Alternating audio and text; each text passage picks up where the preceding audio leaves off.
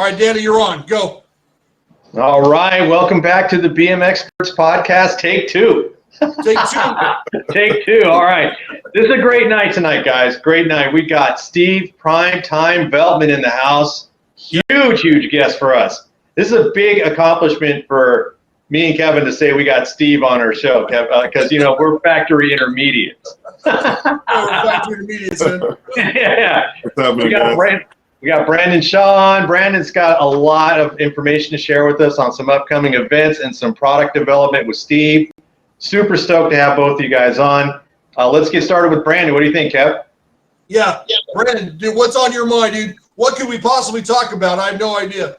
Well, I think it's given we're talking about BMX, but more importantly, Spoke Folk Festival coming October 11th, 2025 to Pilot Point, Texas, which is like an hour north of Dallas, Texas. So it's an old school festival. I met you at Dirty Fest, so, same kind of vibe. A little bit different. We're not California, so we don't have like 100 legends running around, but we add a little bit of flavor. We're going to have our old school BMX downhill racetrack this year. Last year we used a flat track. This year we're going all the way old school, just like at Dirty Fest. That's being built. Bringing in Joseph Carroll. If you don't know who Joseph Carroll is, he's like pretty much one of the top, in my opinion, pump track builders, dirt jump builders. He spent many years in Bentonville, Arkansas, working for their trail system. We're familiar with Bentonville, how big of a deal that is. And so we're bringing him in. We're going to have, of course, a vintage bike show. It goes without saying. Bunny hop contest, step up contest, best trick. Something we do a little different. I like to mix it up. So we're bringing in MMA fights. We'll have like about 10 rounds of 10 matches. That's put on by former UFC great Stephen Ocho Peterson. So maybe you might know that name. He'll come in and bring his guys. We got DJ James Pritchard. There's a legend. Rode for Factory GT in the heyday. Also, let's see, Supercross. Maybe a couple other brands I'm not thinking of. Steven, you're welcome to chime in on James. Who else did he ride for? Anything else pop in your head? I mean, at the height of his competition, I'd say it was GT. Yeah, say no more. I mean, you're riding for the fern. That's all you got to say, right? But he'll be our DJ. We got live music. We have a live band coming in. We got 200. Now, this is kind of a play on Mike Miranda. I'm thinking of you when I say this. We got 250 exotic animals. So I searched out, found 125 acres that has a zoo on it, because Michael always talks about, like, we need a petting zoo. We need a petting zoo. So I've never let that leave my mind. We're going to have the Sunbrew models out there. If you don't know, Sunbrew was a BMX race team, but it kind of was formed by the Sunbrew bikini team. They actually started the whole BMX team for us. We got raffles for some big bike giveaways. For those that want to come in Friday, we have a pre-party. If you enter more than 5 bikes in the bike show, I'm giving you a VIP tour of Gas Monkey Garage from the famous Fast and Loud show. Richard Rawlings, good friend of the show. We actually built a bike for him not too long ago, some the folk guys here in Texas. And we're going to take you on a private tour if you got 5 bikes entered. And then after that, we're going to go to Strokers, another famous builder he's an iconic builder for choppers. His name is Rick Fairless. So they're just right down the street from each other. We'll do a tour there. We're going to then go to the Gas Monkey Live, the ice house that's world famous now. It's a new one from Richard, and have dinner there. Then we're going to run over to Tim Schaefer's for his BMX man cave that he's been building. It's really badass. So for those that stick around past Saturday on Sunday, we are going to have a bikini contest over at the world famous Strokers Ice House in the back. So come check out lots of beautiful motorcycles. We'll probably bring some bikes, just play and let the people there see it. But we'll have a bikini contest. That's on Sunday. It's really not part of Spoke Folk, but it fits in because it's the same weekend of. And then the biggest news of all, and why we're probably on this show today, is because we are bringing back, with the help of my friend Mr. Steve Veltman, the Rad Kaps. The 80s, back from 1983 when a young kid, what were you, 12 or 13, Steve? 13. 13 years old, he created Rad Kaps, and it's probably one of the most iconic things in the category of, like, I don't know, soft goods maybe? I don't know what category this is, but when you think of the 80s, there's nothing cooler than Rad Kaps, It's that category there with donuts and stuff like mushroom grips. But we're bringing that back, and Spoke Folk is going to be the launch of that. Yeah, I never bought Rad Kaps either. I just stole my friends.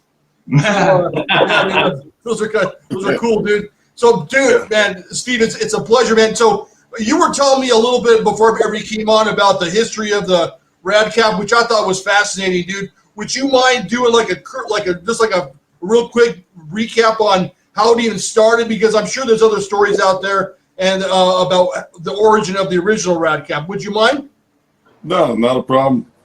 So yeah, I mean, like you know, back in the day, you know, BMX is, you know, blown up. You know, things are working out pretty good for me. I'd had a pretty good year, and you know, I mean, one of the things I've always done is just tinker, and I've always been kind of creative and just thinking of, you know, a better wheel or whatnot, or just trying to solve problems, I guess. And so, you know, as racing, as you know, as you're, you know, these factory guys always wanting to trick bikes and stuff, you know, to accent them with, you know, special little things is, you know, is big, you know. I mean, especially back then.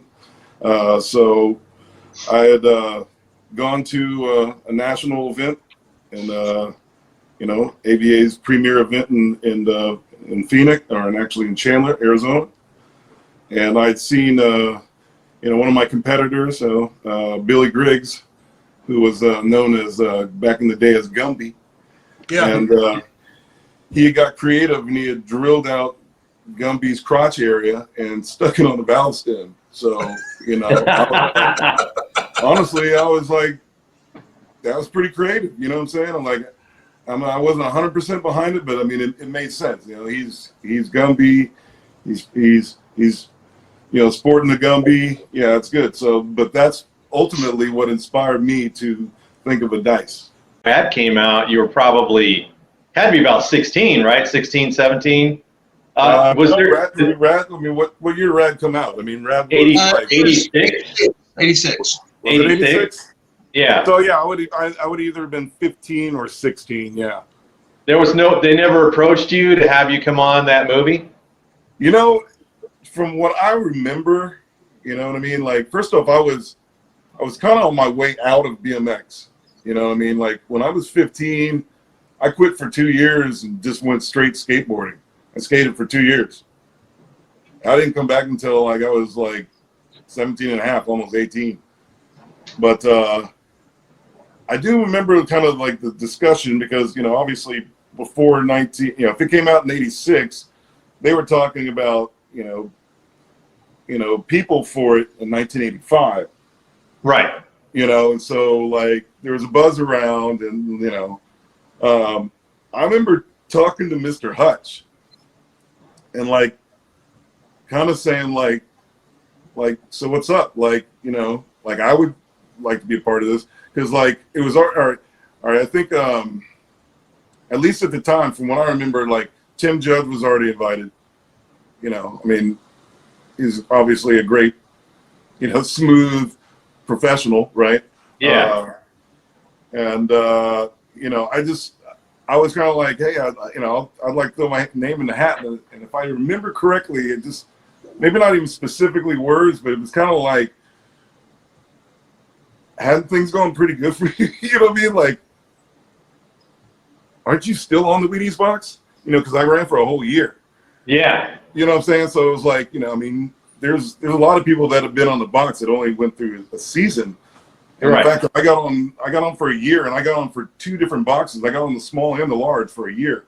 Nice. You know, I mean, it was just a, you know, just a dream situation.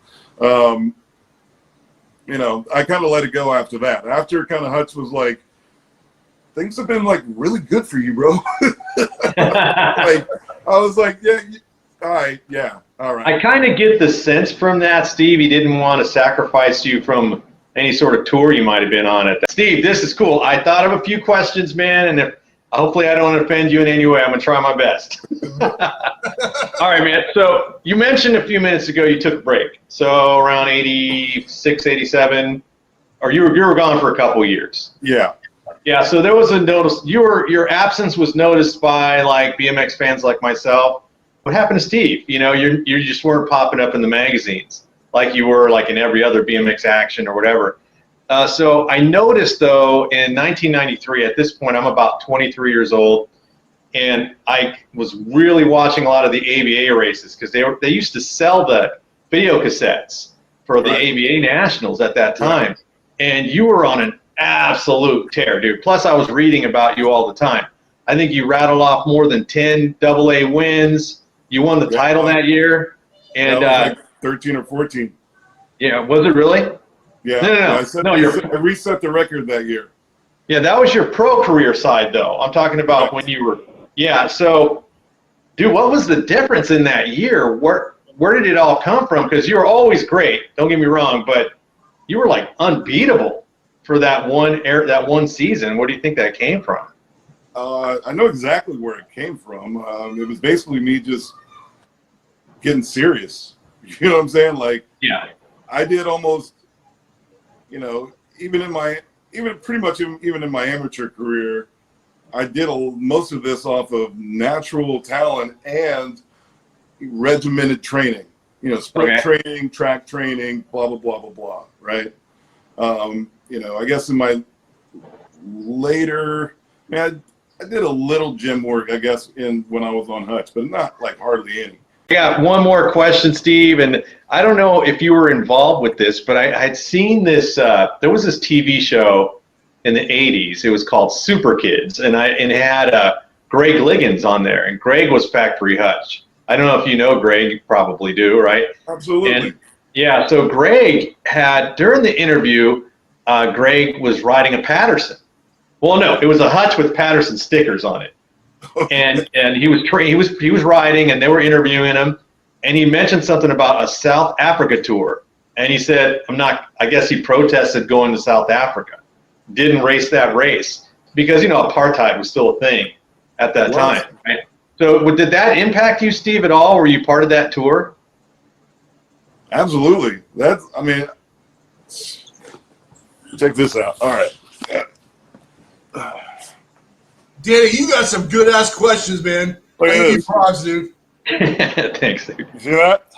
Yeah. Yeah. That is the South African tour. Wow. Me when I was 15. This is everybody. They gave us this whole collage. So this is all the races. You can see all the guys here. That's Monty and Billy Griggs came with us. We got Mike Buff. Yeah. All the heads, Mr. Hutch, all that stuff. Wow. So no, that was one of the greatest experiences of my life. And I feel very fortunate that I got to see an environment that had apartheid. It's kind of like you got a chance to live it like it was here a long time ago, but in a safe way. You know what I mean? I had diplomatic immunity. Like, no one could mess with me, but it didn't stop the average person on the street looking at me like, what the, you know what I mean? Like, they're like, dude, what is he going in that hotel for? I had a lady try to get me kicked out of the hotel because I fell asleep in the couch in the lobby. Just like, it was wild. But you know what I mean? Like, I'm glad I got, and I was the only brother racing. Right, because Greg bowed out, right? This is a huge event, right? And of course, they ain't gonna have brothers from over there racing, right? And I was the only one that came over. So. Who made the Viper? That's too easy. Diamondback. I got a bonus question for you on that one. Okay. The Diamondback Viper sold for over or under $200? Under. You got another point. That was $129.90. No. That one went for $189. How much? $189. Man, that was a slow coach pitch question. Hey, I've been the victim of the same thing, Brandon. Trust me. All right. What do you think, Steve? What do you want to do? Let's go BMX. BMX. Okay. Who is considered the king of the skate parks? Back in the day? Yeah, back in the day, 80s. I got it. There you go, Fiola. You're on the board, Steve. All right. Bonus question, Steve. What was his factory team? Fiola's factory team. Oh my God, what is this? The Torquer? Oh, he did ride a Torquer, but he was factory. What do you think, Brandon? GT. Factory GT. No, I just want to thank them for their time, man. It's a holiday, and they spent almost an hour and a half with us, man. So I really, really appreciate it. Brandon, it was an excellent meeting you, and thank you so much for sharing all your event information. Sounds like an outstanding event. And Steve, man, it was an honor, man, having a chance to sit down and rattle some questions off to you, man. And thank you for being being a gentleman and answering everything. Certainly appreciate it. Hey, before we go, you guys understand you'll have an invite to come out to Spoke Folk and be there and broadcast all that, of course. I mean, I know it's hard to get to from California, but airlines are coming to see us. Y'all should come see us also. You gotta. We're gonna need a booth, Kevin. we got tents you can borrow, no problem. Oh, nice, dude, nice. Well, definitely talk about it. Steve, I would be remiss if I didn't invite you back on prematurely. If you ever want to go over your early days. I know that I would enjoy it, and I know Danny would definitely enjoy firing some more questions at you. But thank you so much, both you gentlemen, for joining us. It's been a pleasure. Yeah, thank you guys. Thank you very much, guys. Have a great night, and I appreciate you sticking with us till the second moto. Awesome. That's what we do. All right, guys. We're going to say goodbye. Appreciate it. Appreciate it. All right, Kevin. That was epic, dude. Dude, man. You were on point tonight, bro. I give you props, man. Did you research all that in the meantime, or did you know all off the top of your head? I just already knew it. I was sitting on my couch writing down the questions when you called me. Dude, that's awesome, man. And two great guys, and Brandon was the dark horse, dude. I thought I could handle him, but apparently not. Yeah, he came on pretty strong. I think the mistake Steve made is he went to pop culture too many times. He should have stayed on BMX because he was getting those questions right. Yeah. And I don't like the Terry Tennant question was I totally pulled that one out of my ass, dude. Dude, you nailed it though, man. I was like, I knew Steve knew it, and he was sitting there going, I know it, you know. Yeah. Well, dude, let's wrap this thing up for the night. And I didn't ask him when we can release this video. I should ask him that. Oh yeah. It's I know you've got a couple holding right now. We just did one this morning. But no, this one's going to the front of the line, bro. I'm gonna cut this one. I'm gonna cut this in front of the line. Yeah. If it's okay with them. I don't know when he wants to let it out. But let everybody know what you do when you're not with me, bro. Now's the time. All right. I have my own YouTube channel, of course, Danny Pena BMX Racing. We do a lot of BMX magazine reviews, race reviews, all old school BMX. I do mix in some modern racing as well. I love talking about BMX in general. I don't care what era you're from. Please come watch, like, and subscribe. Nice, dude. And once again, we would love to talk to somebody. If you would like to come on the show, please reach out to either one of us. If you have questions, concerns, comments, please don't hesitate to give us a call or, I don't know if you got my phone number, call me. But if you want to send us an email or a text or whatever the case may be, we appreciate it. If you'd like to support the channel, go to BMXPERTSPodcast.com. You can subscribe there, or you can subscribe here. You could grab a shirt, a hat, such as this, and such as this. And you can watch previous episodes on the website as well. And as always, Danny and I appreciate everybody taking the time to watch this video. And from that point forward, the snack bar is closed. We're loading up the bikes. And until next week, the track is now officially closed. Thank you very much, everybody. Peace out, man.